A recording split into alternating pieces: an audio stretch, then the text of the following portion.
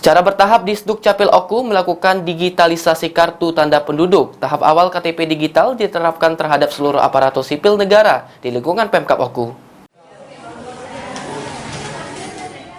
Penerapan KTP digital akan dilakukan di Kabupaten Ogan Komering Ulu.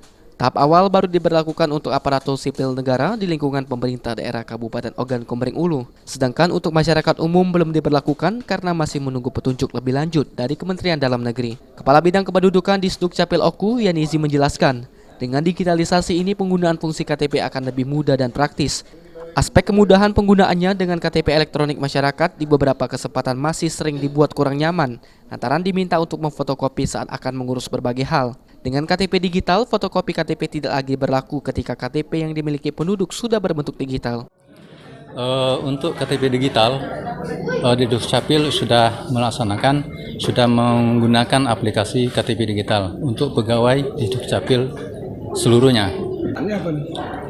Manfaatnya kalau KTP digital, pada suatu saat kita mengadakan perjalanan, ketinggalan KTP secara fisiknya itu bisa digunakan pakai aplikasi menggunakan HP Android.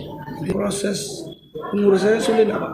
Kalau untuk proses pembuatan KTP digital tidak begitu sulit karena kita menggunakan pakai aplikasi. Digitalisasi KTP ini tahap awal baru sudah dilakukan penginputan terhadap semua pegawai Disduk Capil Oku.